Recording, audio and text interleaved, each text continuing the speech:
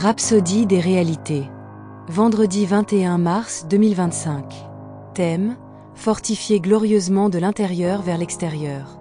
C'est pourquoi je fléchis les genoux devant le Père, de qui toute famille dans les cieux et sur la terre tire son nom, afin qu'il vous donne, selon les richesses de sa gloire, d'être puissamment fortifiés par son esprit dans l'homme intérieur.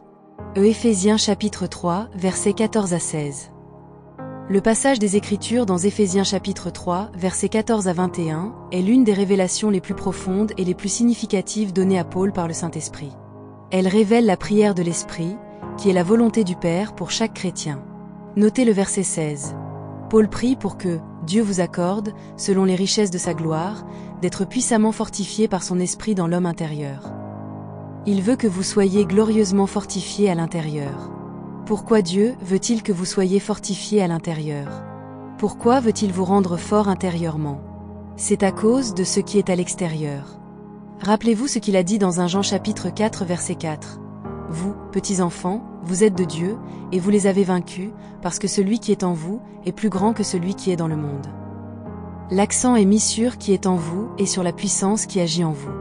Il parle du fait que vous êtes surnaturellement fortifiés à l'intérieur par sa capacité miraculeuse. Considérez l'exemple de Jean-Baptiste, dont les Écritures disent qu'il fut rempli du Saint-Esprit dès le sein de sa mère, contrairement à tout autre prophète. Luc chapitre 1 verset 80 nous dit « L'enfant croissait et se fortifiait en esprit ».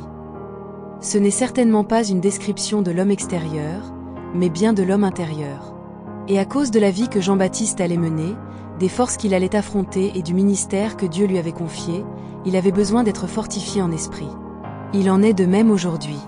Cette prière de l'Esprit est manifestement la volonté du Père pour nous aujourd'hui, car c'est une prière inspirée pour l'Église, afin qu'aucun de nous ne soit faible, craintif ou timide.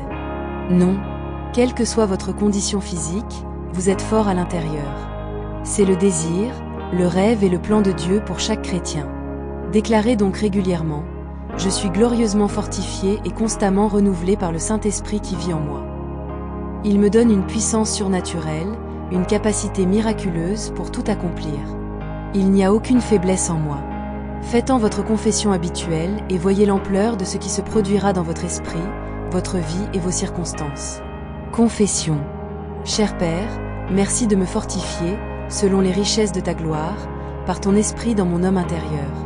Je suis capable de relever tous les défis, d'accomplir mon appel divin et de marcher dans la plénitude des bénédictions de l'Évangile. Ta puissance glorieuse agit puissamment en moi, et je suis toujours victorieux, au nom de Jésus. Amen. Étude approfondie. Actes chapitre 1 verset 8. Mais vous recevrez une puissance, capacité, efficacité et force, lorsque le Saint-Esprit viendra sur vous, et vous serez mes témoins à Jérusalem, dans toute la Judée et la Samarie, et jusqu'aux extrémités de la terre. Colossiens chapitre 1 verset 11. Nous prions, pour que vous soyez fortifiés et remplis de toute puissance, selon la grandeur de sa gloire, pour exercer toute persévérance et patience avec joie.